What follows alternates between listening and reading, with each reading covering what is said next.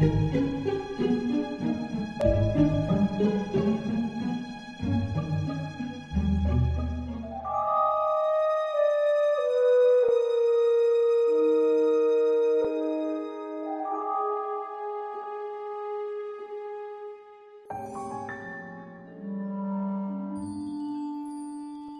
happened every day in the Amazon, and today was no different, Roberto thought.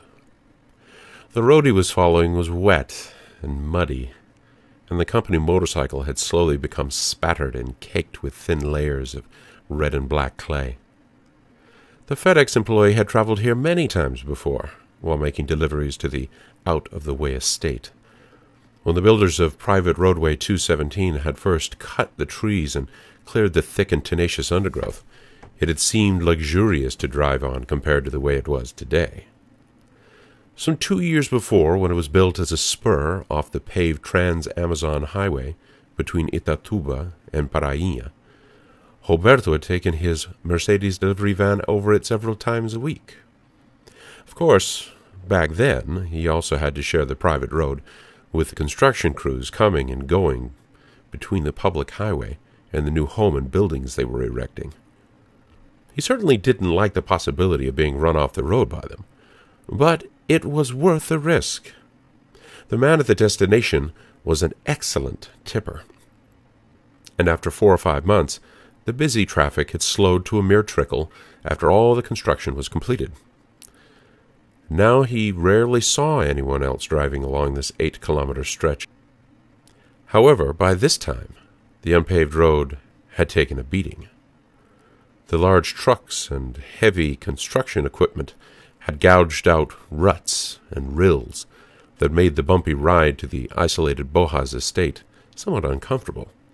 The motorcycle handled the road well, despite this, but it wore Roberto out and made him look forward to returning to his native São Paulo, where in spite of the smog and the mayhem of the big city, things were better because the roads were usually paved, and the weather and fauna a bit more predictable.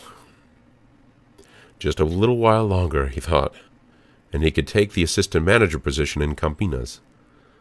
It had been well earned after 2 years of hard work in this piranha-infested rough country. Fair enough, he thought. But for right now he needed to focus on carefully scripting his explanation to Dr. Bojas on how the package he was currently delivering had gotten lost. Normally, Professor Bojas had a pleasant, congenial manner, and had always been hospitable enough to the 30-something delivery man. But Roberto knew he had a temper. On several recent occasions, while approaching the house, Roberto had heard heated, angry words in English shouted between Bojas and his American colleague, Dr. Blust. Roberto never did figure out what the arguments were about, or have a chance to find out. By the time the professor answered the door, his tone was always even, if still somewhat exercised, giving away no clues. Today's delivery would be different. The package in the motorcycle's cargo carrier had been scheduled for overnight delivery over 2 weeks ago.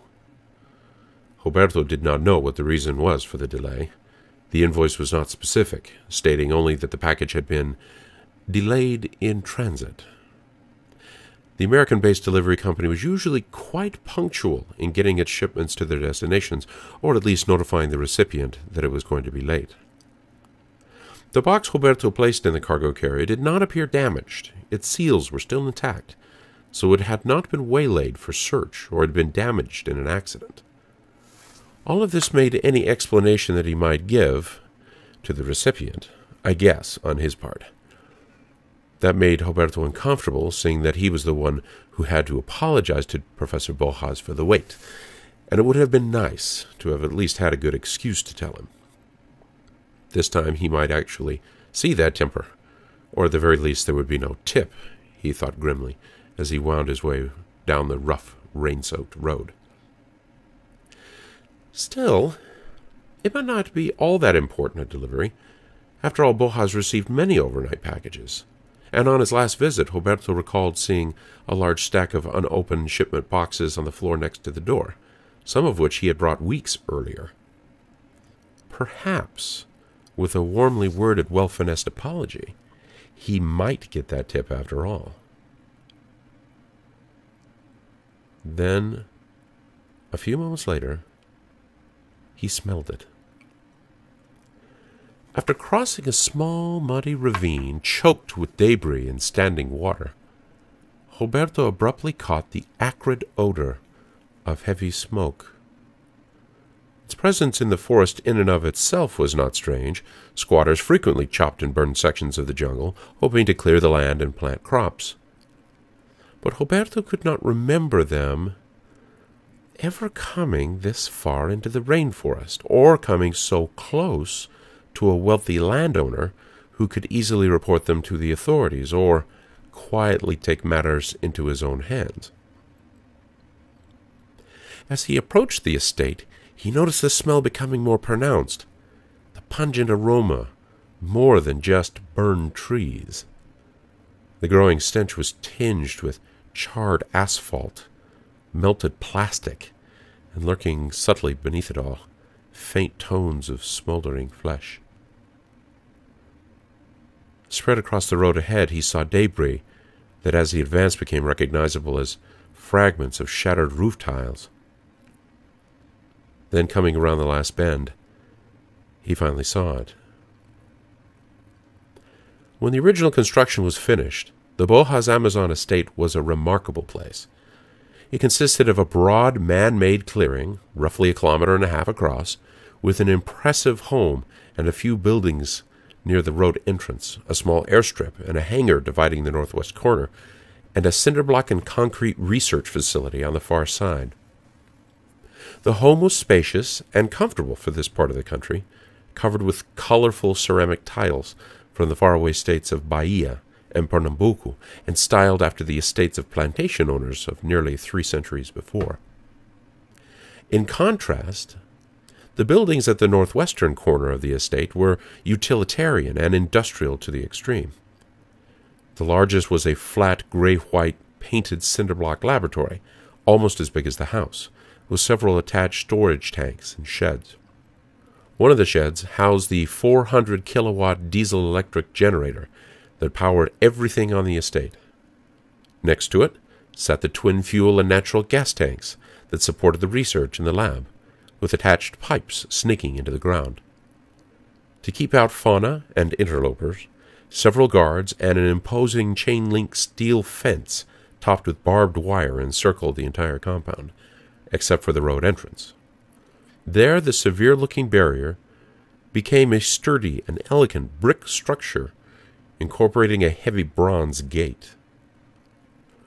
The immaculate grounds of the entire estate were heavily treated by maintenance staff with fertilizer and herbicide to keep the hardy grasses of the lawns from starving on the poor Amazon soil, and to keep the ever-present jungle out. All in all, the area appeared to be an oasis of civility and order in the middle of a living, breathing, untamed wilderness. At least, it had been the last time Roberto had seen it.